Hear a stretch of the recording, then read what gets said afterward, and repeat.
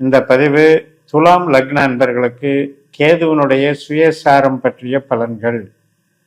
அதாவது நமக்கு 11ஆம் இடத்துல சிம்ம ராசியில கேது பகவான் சஞ்சாரம் பண்ணிட்டு இருக்கார். அவர் சுக்கிரனுடைய பூர நட்சத்திரத்திலிருந்து தன்னுடைய சொந்த நட்சத்திரமான மக நட்சத்திரத்துக்கு ஏப்ரல் 20ஆம் தேதி மாறுகிறார். நவம்பர் 25 வரைக்குமே கேது தன்னுடைய சுயசாரம் பெறுகிறார். நமக்கு இப்ப லாபத்துல தான் கேது இருக்காரு. இருந்தாலும் இந்த நட்சத்திர வலிமை என்பது மிக மிக வித்தியாசமான பலன்களை கொடுக்கும். பொதுவா 11ஆம் இடம் அப்படின்றது வெற்றி, மனநிறைவு, ஆதாயம், மூத்த சகோதரம், நண்பர்கள், உல்லாசம், கேளிக்கை, ஒரு சங்கம், சபை, கம்யூனிட்டி, இதெல்லாம் குறிக்கும். அப்படிப்பட்ட இடத்துல கேது சுயபலம் பெறும் பொழுது ஓரளவுக்கு பிரச்சனை இல்லாம இருக்கும் அப்படிங்கிறத உறுதியா சொல்லலாம். எந்த விதமான ஒரு இடர்பாடுகள், தொல்லைகள், இது நாள் வரை பட்டு கொண்டிருந்த அவஸ்தைகள், இதையெல்லாம் விலக்குவதற்கு இந்த கேது உதவுவார். அது மட்டும் முக்கியமா நம்ம தெரிஞ்சுக்கலாம். ஏனென்றால் அவருடைய நட்சத்திரம் என்பது 3ஆம் இடம் தைரியத்தை குடிக்கக்கூடியதாகவும், நம்முடைய இடம் விட்டு இடம் போடுறது, டிராவல் பண்றது, தகவல் தொடர்பு பண்ணிக்கிறது, ஆவணங்களை காப்பாற்றிக்கிறது, இது மாதிரி விஷயங்களும், திருமணம் வாழ்க்கை சம்பந்தப்பட்டதையும், சமூகத்தோடு நாம் எப்படி வாழுகிறோம், நாம் எப்படி பழகுகிறோம், எப்படி புரிந்து கொள்ளப்படுகிறோம், சமூகம் நம்மை எப்படி அங்கீகரிக்கிறது, மற்றும் நம்முடைய நண்பர்கள், நம்முடைய உறவினர்கள், நம்முடைய பொதுஜன தொடர்பு, நம்முடைய என்டர்டெயின்மெண்ட்டு, நம்மளுடைய உயிர் ஆற்றல், நோய் எதிர்ப்பு சக்தி, இதையெல்லாம் இந்த கேது நம்மளுக்கு குறிக்கிறார் துலாலக்னக்காரர்கள். இப்ப அப்படிப்பட்ட வகையில ஆதாயத்தை கொடுக்கக்கூடிய இடத்துக்கு வர்றார். அந்த நட்சத்திரம் பலம் பெற்று செயல்படும் பொழுது பொதுவாக தெய்வ அனுகிரகம் அப்படிங்கிறது முக்கியமா நடைபெறும். தெய்வ நம்பிக்கை உள்ளவர்கள், உபாசனை செய்பவர்கள், முக்கியமாக தன்னுடைய இஷ்ட தெய்வம், குலதெய்வம் அல்லது ஒரு தெய்வத்தை தேர்ந்தெடுத்து அந்த தெய்வத்துல ஒரு வசீகரத்தன்மையும் தெய்வ அனுகிரகத்தையும் ஒரு அருளையும் பெற வேண்டி ஒரு உபாசனை செய்வதில் சித்தி அடையக்கூடிய வல்லமையை கொடுக்கிறார். வேதாந்தம், தத்துவம், ஞானம், இதையெல்லாம் வச்சிட்டு இருக்கிற கேது நமக்கு அத்தனையும் அள்ளி வழங்குவார். நமக்கு ஈடுபாட்டுக்கு தகுந்தாற் போல.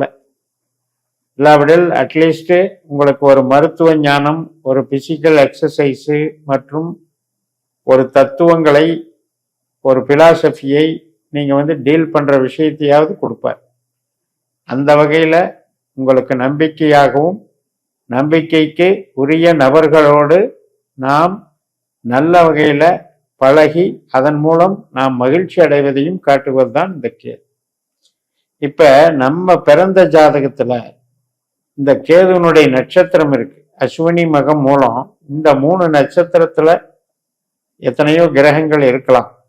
அது யார் யாரு எப்படி இருந்தா இந்த காலகட்டத்துல என்ன பலன் தருங்கிறதையும் பார்ப்போம்.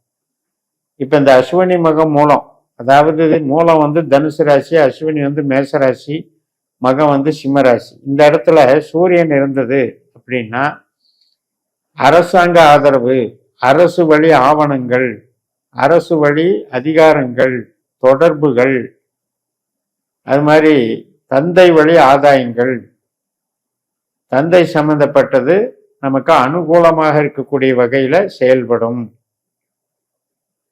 இதே அந்த நட்சத்திரங்கள்ல அஸ்வினி, மகம், மூலத்துல செவ்வாய் கிரகம் இருந்தது அப்படின்னா இந்த 7 மாத காலகட்டத்துல கூட பிறந்தவங்க வழி ஆதரவுகள், கணவன் மனைவி உறவு பலப்படுதல், அனைத்து விதமான கஸ்டமர்களும் நம்மளுக்கு இணக்கமாக செயல்படுதல். ஆனா அதே நேரத்துல செவ்வாய்ங்கிறது கொஞ்சம் சண்டைக்கார கிரகம், முன்கோபம் உள்ள கிரகம், துணிச்சலா செய்யக்கூடிய காரியங்களை நல்ல ஒரு அதிக ஆற்றலோடு வலிமையோடு செயல்படுத்தக்கூடிய ஒரு கிரகம். இந்த செவ்வாயும் கேதுவும் அது மாதிரியான ஒரு எமோஷனல், உணர்ச்சி பிளம்பை உருவாக்குவார்கள். ஆதாயம்தான், ஆனால் அதுல ஒரு நேச்சர் அதிகமான அக்ரெசிவா இருக்கும், ஆக்ரோஷமாக இருக்கும். பட் உங்களுக்கு பாசிட்டிவ் தான். ஒரு அதட்டி கேட்கிற மாதிரி, ஒரு அதிகாரத்தோடு பழகிற மாதிரி அந்த உறவுகள் இருக்கும். கணவன் மனை உறவுலையும் அப்படித்தான் இருக்கும்.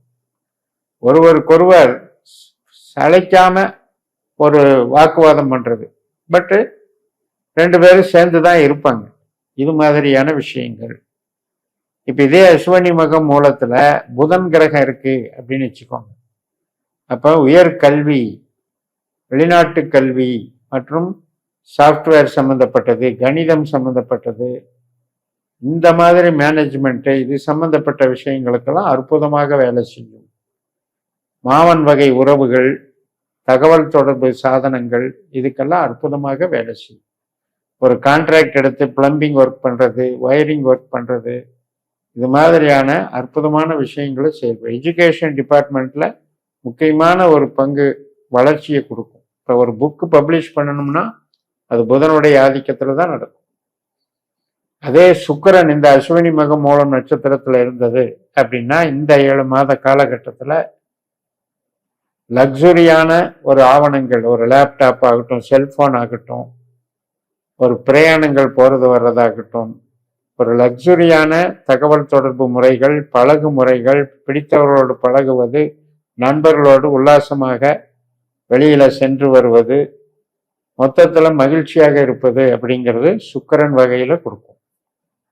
அதே அந்த இடத்துல அஸ்வினி மகம் மூலத்துல சனி இருந்ததுன்னு வைங்க, இந்த கேதுனுடைய கனெக்டிவிட்டி வரும்பொழுது நம்முடைய ஒரு ஆரோக்கியம், நம்முடைய ஒரு வளர்ச்சி அப்படின்றது ஸ்லோவா இருக்கும். ஆனாலும் பாதிக்காது, மந்தத்தன்மையை உண்டாக்கும், நிதானமாக செயல்பட வைக்கும், யோசனை செய்து ஒவ்வொரு முடிவும் எடுக்க வைக்கும். அந்நிய நபர்களோடு, வயது முதிர்ந்த நபர்களோடு நமக்கு உண்டான செல்வாக்கையும் உறவுகளையும் அது அடையாளம் காட்டும். அதே நேரத்துல இந்த அஸ்வினி மகம் மூலத்துல ராகுவே இருந்தாரு அப்படின்னா இந்த ராகுனுடைய செயல்பாடுகள் அதீதமான பிரயாணங்கள், போக்குவரத்துகள், வெளிநாடு தொடர்புகள், ஐடி லைன்ல மெயினா ப்ராஜெக்ட்ல ரொம்ப பிஸியா டெவலப் பண்றது, இதையெல்லாம் கொடுப்பார். அதே அந்த இடத்துல குரு இருக்கும் பொழுது ஆன்மீக சம்பந்தப்பட்ட பதிப்புகளை வெளியிடுறது, ஆன்மீக சம்பந்தப்பட்ட தொடர்புகளை மேற்கொள்வது, பிரயாணங்களை மேற்கொள்வது, அதுல வளர்ச்சி பெறுவது, இதெல்லாம் நடக்கும். ஆக எப்படி பார்த்தாலும் கேது புதனை போலவும் பலன் கொடுப்பார். நமக்கு புதன் பாக்கியாதிபதி, மிதுனராசிக்கு அதிபதி, அதே மாதிரி கன்னிராசி 12ஆம் இடத்துக்கு அதிபதி. அதனால வெளிநாடு தொடர்பு சார்ந்த நிகழ்வுகளும் இந்த காலகட்டத்துல நடக்கும்.